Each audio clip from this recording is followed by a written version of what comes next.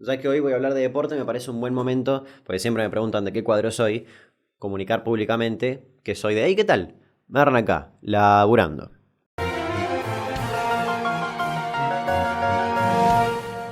Para que una historia relacionada al deporte me parezca interesante a mí, que sé tanto de fútbol como de la economía de Lituania, tiene que ser realmente muy buena. Y la de hoy es sencillamente excelente porque no tiene que ver con el deporte, sino que tiene que ver con la caradurez. Este es Carlos Enrique Rasposo, un tipo brasilero que quería tener una vida típica de famoso, de lo que se veía en las películas o en la televisión. Reconocimiento por todos lados, mucho dinero, sexo, viajes por todo el mundo y cosas similares. Y se dio cuenta de que la profesión que le podía dar todo eso que él quería era ser futbolista. Pero había un pequeño detalle: Carlos no sabía absolutamente nada de fútbol. Nada. Y así es como en 1986 se encuentra en un bar con Mauricio Oliveira Anastasio, un jugador del Botafogo. Como sé de fútbol, ¿eh?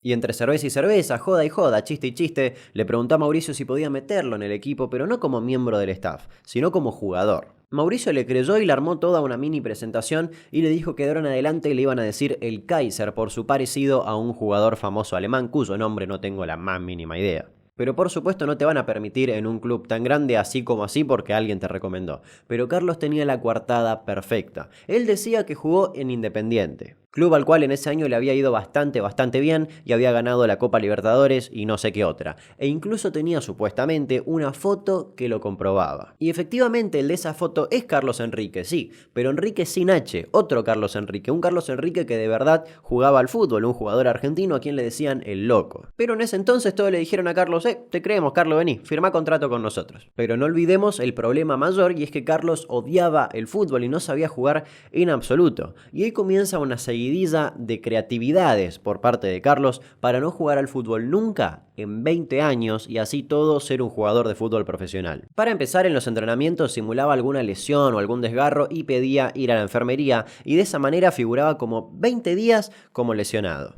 Y cuando esos 20 días se le terminaban, conseguía algún certificado médico falso de algún amigo dentista o algo similar y volvía a estirar mucho más tiempo sin entrar a la cancha. Y así pasaba todos esos meses que figuraban en el contrato sin jugar, pero por supuesto que Carlos tenía que ir rotando de club para que su mentira no se destape. Y acá viene un dato importantísimo. Carlos era un muy buen tipo, era muy amistoso, buen amigo, se llevaba bien con todos, hacía chistes con la prensa, con todo el mundo, y de esa manera consiguió contactos en todos lados, incluidos en el Flamengo, otro equipo de fútbol, por si sos como yo.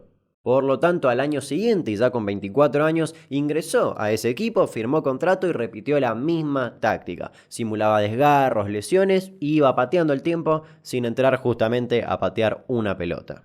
A veces incluso le pedía a algún amigo que lo patee para que sea más realista la supuesta lesión, o hasta simulaba hablar por teléfono y recibir llamadas telefónicas hablando en un pésimo inglés con supuestos agentes europeos que querían contratarlo. Pasados esos meses en el Flamengo, termina su contrato y pega su primer salto internacional, y todo gracias a esa buena onda que tenía con los periodistas que le hacían una fama tremenda por todos lados porque, nada, supuestamente era un astro del fútbol. Clubes mexicanos escucharon de él, lo contrataron y así fue a parar al Puebla de México.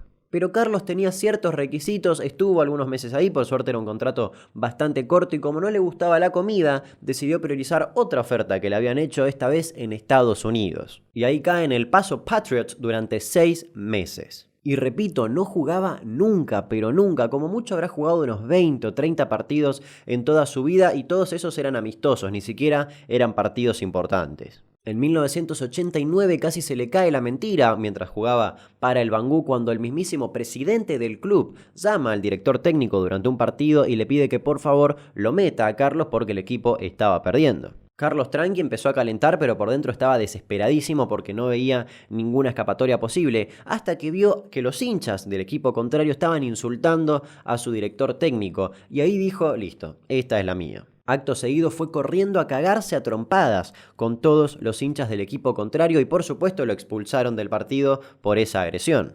Y esa le salió perfecta porque no solo no jugó, sino que quedó como un duque frente al director técnico porque dijo que lo estaba defendiendo porque lo estaban insultando los hinchas y él no iba a tolerar eso. En 1990 saltó de América a Europa finalmente cuando lo contratan del Ajaccio, no sé cómo se pronuncia, lo importante es que es un equipo francés, lo mío son los videos, no el fútbol. Y el día que lo presentaron en el club con la cancha repleta de hinchas, también se las rebuscó para no demostrar que era malísimo con la pelota. En la cancha habían unas 50 pelotas. La idea era que el equipo haga como una especie de entrenamiento para que la gente los vea entrenar y estén ahí sus ídolos, etcétera, etcétera. Cuando Carlos entra a la cancha y ve todas esas pelotas y descubre que iba a tener que demostrar sus habilidades, empezó a patear una por una a la hinchada.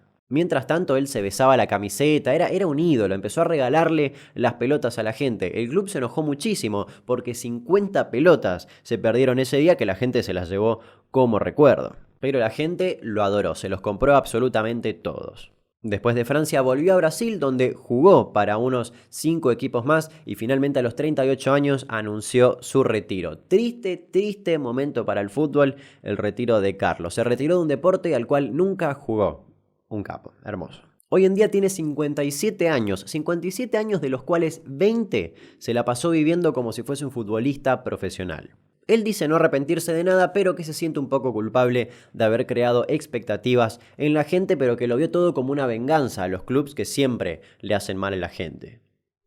No se hizo millonario ni mucho menos, pero vivió más que bien todos esos años y hoy en día tiene un gimnasio y él se denomina como personal trainer, pero anda a chequearlo a la concha. Y así es la hermosa historia de Carlos el Kaiser, el mejor futbolista de todos los tiempos, sin lugar a dudas. Nos reencontramos en el próximo video, por supuesto que sí. Like, suscribirse, comentar, campanita, como siempre les digo, y muchísimas gracias. Hasta luego, chau, chau. Para empezar, en los entrenamientos simulaba algún estornudo.